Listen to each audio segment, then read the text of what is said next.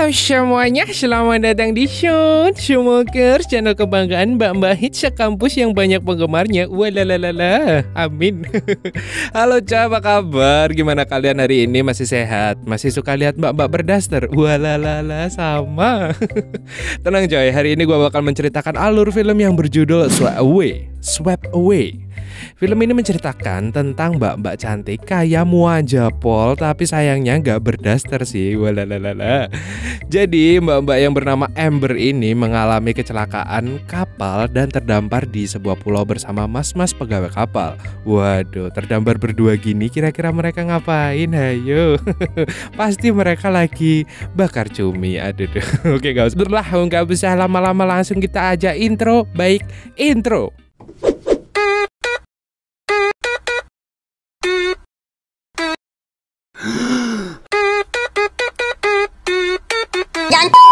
Film dimulai dengan adegan beberapa orang naik pesawat pribadi di New York dan disambut oleh kapten. Saat pesawat lepas landas, kita diperlihatkan montage dengan adegan yang memperlihatkan penumpang kaya raya. Pesawat mendarat dan penumpang dibawa dengan armada mobil mewah.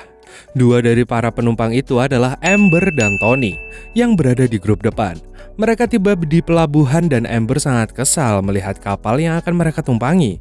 Tony mencoba meyakinkannya bahwa semuanya akan baik-baik aja. Mereka semua disambut oleh sang kapten kapal.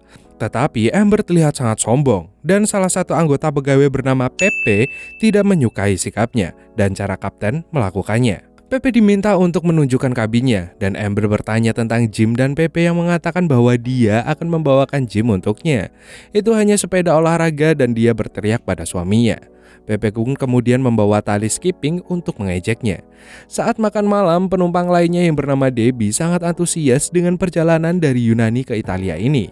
Kemudian Tony pun datang dengan pakaian santai. Amber sangat kesal karena Tony gak berdandan untuk makan malam.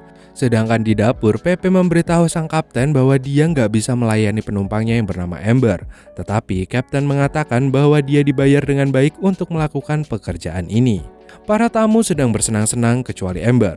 Pepe pun mencoba bersikap baik padanya, tetapi Amber tetap bersikap buruk. Lama-lama Amber mulai berdebat tentang kapitalisme versus komunisme, lalu uang dan ketenaran. Waduh, berat banget bahasannya mbak. Pepe mendengarkan dan memberitahu kapten bahwa dia kasar dan tidak berperasaan. Namun tiba-tiba Amber meminta Pepe untuk mengambilkan air dan handuk.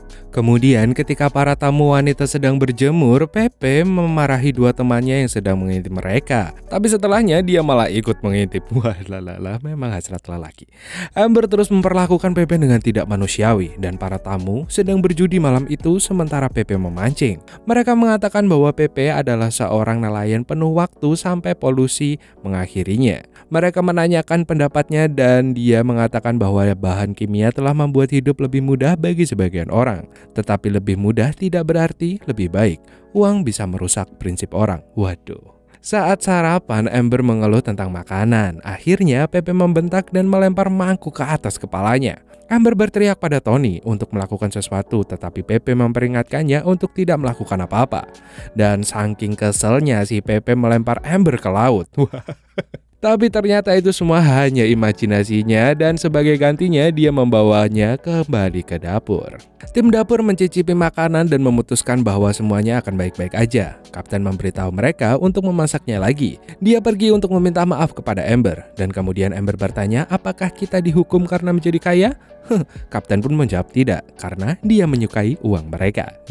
Para tamu pun menghabiskan satu hari di pantai dan ketika mereka kembali, Amber nggak sengaja mendengar Pepe bersumpah kepada kapten. Dia mengeluh tetapi kapten berhasil memperbaikinya. Amber pun bersikeras agar mereka merasakan ikan yang dibeli hari ini untuk makan malam. Koki pun menolak memasak ikan berkualitas buruk yang dia berikan. Jadi tanpa sepengetahuan Amber, mereka memasak ikan Pepe dan menyajikannya. Malam itu perahu pun bergoyang dan saat Pepe membawa ikan melewati koridor, dia menabrak Amber. Amber mulai menggodanya karena dia cukup mabuk dan mencoba menghentikannya agar gak bisa lewat. Amber pun memintanya untuk berdansa, tapi Pepe mengatakan bahwa dia tidak akan berdansa dengan orang yang tidak dia sukai. Dan malam berikutnya, para istri pun bergadang bermain kartu dan minum. Amber naik ke dek dan Pepe mengawasi dari kejauhan. Keesokan harinya, tamu lain mengunjungi beberapa gua meninggalkan Amber. Dia bersikeras bahwa dia ingin pergi juga dan Pepe diperintahkan untuk membawanya. Meskipun menurutnya itu adalah ide yang buruk karena jarak dan arus, tapi Pepe pun akhirnya menurutinya juga. Saat mereka melakukan perjalanan menuju gua, tiba-tiba mesin mati. Pepe mencoba menghidupkan kembali tapi nggak bisa. Akhirnya mereka malah terdampar di lautan hingga malam dan Amber pun menjadi sangat marah.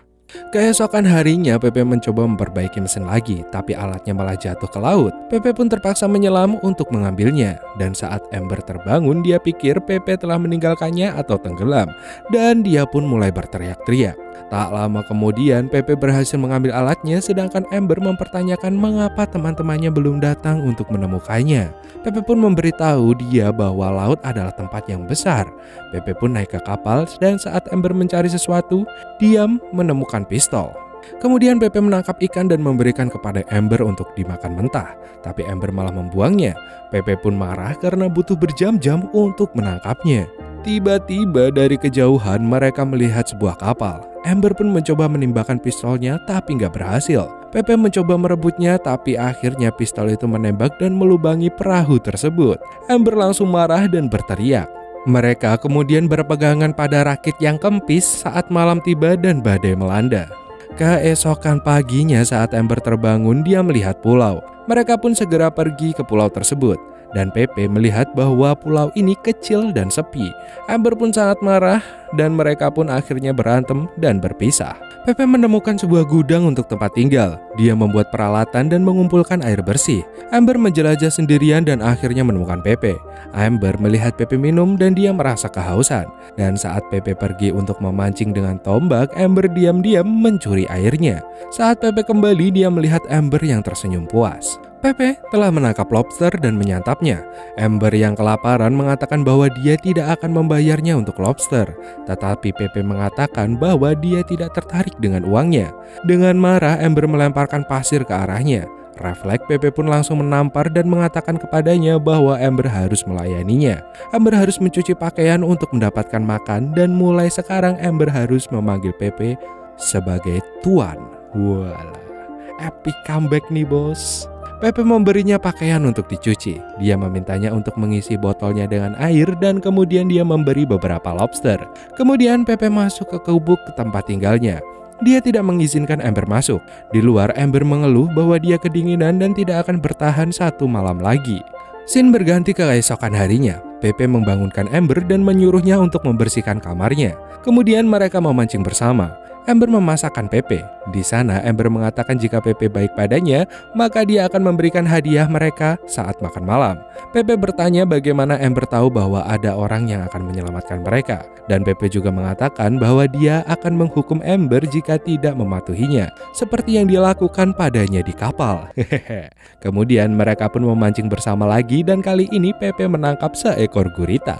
Saat Amber mau duduk, Pepe melarangnya. Karena Pepe belum menyuruhnya untuk duduk. Pepe pun mengingatkan bahwa dia adalah tuannya. Dan setelah itu Pepe memintanya untuk bernyanyi. Pepe cukup kagum dengan penampilannya. Wah, mantap mas ya. Keesokan harinya Pepe bersantai saat Amber melakukan pekerjaannya. Mereka mulai berkelahi dan kejar-kejaran. Hingga akhirnya mereka bergulat di atas pasir. Walalala. Amber mulai menyerah sementara Pepe malah mau melakukan adu mekanik.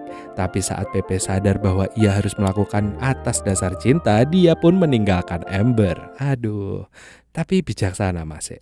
Beberapa waktu kemudian Amber sedang duduk di atas batu sambil merenung. Dan keesokan paginya dia membawa pulang kayu bakar dan kemudian mereka bersenang-senang bersama di pantai. Walah, akhirnya dia diizinkan untuk tidur di gudang. Seiring berjalannya waktu mereka tampaknya lebih menikmati kebersamaan satu sama lain dan dia menjadi lebih mahir dalam bertahan hidup. Suatu pagi saat mengumpulkan kayu bakar, Amber melihat sebuah kapal pesiar tetapi memutuskan untuk tidak memanggilnya. Malam itu Amber bertanya apakah Pepe lebih suka bersama seseorang yang lebih muda. Pepe pun mengatakan bahwa dia adalah seorang pria yang ingin bersama seorang wanita, bukan seorang gadis. Wah, cakep. Hujan pun mulai turun dan di dalam Pepe menemukan sebotol alkohol dan mulai minum. Amber mengambil beberapa juga dan mereka pun mulai mabok. Keesokan harinya, sambil memperbaiki jaring ikan, dia memberitahu Pepe bahwa dia mencintainya. Amber percaya bahwa jika mereka tidak terdampar, mereka akan tetap menjadi majikan dan pelayan. Kemudian dia menangkap seekor gurita lagi sendirian dan memberinya beberapa telur. Rupanya Amber sudah melakukan semua pekerjaannya dan sekarang dia mencoba untuk menggoda Pepe dengan melempar sebuah telur. Pepe langsung mengejarnya dan mereka menghabiskan waktu bahagia bersama. Singkat cerita, saat mereka terbangun, tiba-tiba sebuah kapal pesiar ada di pantai. Amber memohon pada Pepe untuk tidak memanggil, tapi Pepe mengatakan jika Amber beneran cinta, maka dia harus membuktikannya di dunia nyata. Amber terus memohon tetapi Pepe tidak mengabulkannya, dan keduanya akhirnya diselamatkan. Tim penyelamat mereka memberitahu Amber bahwa dia ada di berita. Si kapten memberitahu bahwa suaminya akan datang menemuinya. Kapten juga memberitahu Pepe bahwa mereka telah pergi selama lebih dari sebulan dan seluruh dunia telah membicarakan mereka. Suaminya kaya dan Pepe akan dihargai dengan baik. Di pelabuhan, Tony berterima kasih pada Pepe karena telah menjaga istrinya selama ini. Walalala, nggak tahu aja kalau udah dipakai. Saat di bar, seorang pria mengikutinya untuk memberikannya hadiah besar. Pepe pun mengusir pria itu dan pria itu pergi tanpa membawa tas yang berisi banyak uang. Pepe pergi ke toko perhiasan dan membeli cincin dengan uang tunai tersebut. Amber tiba di hotel bersama Tony dan menerima panggilan dari Pepe. Amber pun bertanya, kenapa baru sekarang menghubunginya? Dan rupanya Pepe sudah menghubunginya sebelumnya namun tidak ada yang menyampaikannya pada Amber. Pepe mengatakan bahwa dia sangat mencintainya dan mereka harus menemukan jalan untuk bersama. Amber mengatakan kepadanya bahwa dia akan melakukan apapun yang Pepe mau. Dia menyarankan untuk meninggalkan surat di resepsionis. Pepe pun menulis surat yang memberitahunya bahwa dia akan memesan perahu yang akan membawa mereka di pagi hari. Kemudian ia menitipkan surat itu ke resepsionis. Pagi harinya Amber langsung menuju resepsionis untuk menanyakan surat tersebut. Tapi tiba-tiba Tony datang. Resepsionis memberikan mereka surat, tapi ini tentang helikopter. Mereka masuk ke helikopter saat Pepe menunggu di pelabuhan. Tony pun memberikan amplop kepada Amber berisi uang $100 dan menyuruhnya memberi tip kepada sang pelayan. Amplop itu sebenarnya adalah surat dari Pepe yang bertuliskan lokasi perahunya dan pelayan membawa surat itu ke Pepe. Rupanya surat itu berisi cincin. Pelayan mengarahkan Pepe ke helikopter dan Pepe berlari ke arahnya. Amber pun menangis saat helikopter pergi tepat sebelum Pepe tiba. Kemudian Pepe pun melemparkan cincin itu ke laut dan filmnya pun tamat.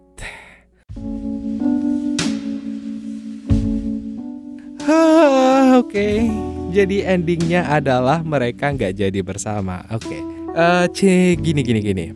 Apa perempuan selalu gitu ya? Jadi dia lebih memilih harta. Waduh, tapi ya secara logikanya sih ya setiap manusia nggak cuma perempuan ya biasanya selalu milih harta dulu. Cowok bakal milih harta dulu, baru dia dapet cewek yang dia mau. Kalau cewek dia bakal memilih hartanya dulu, baru cowoknya kayak gimana. Waduh, itu opini saya ya. Tapi ya semua orang kan beda-beda. Tapi biasanya nggak semua perempuan itu kayak gitu coy. Cuman kita harus hati-hati yang namanya cinlok gitu. Cinlok, kan tahu nggak cinlok yang ditusuk tuh loh, terus dimakan? Bukan deh, nggak lucu, sorry. Dan dari film ini kita bisa belajar tentang cara memperlakukan orang lain. Jangan pernah memandang rendah orang lain siapapun itu, apapun pekerjaannya, apapun profesinya. Mereka berharga di bagian mereka masing-masing gitu. Dan kita bakal belajar juga tentang Witing Tresno jalaran saka terjebak bareng gitu. Kata naskahnya gitu kok.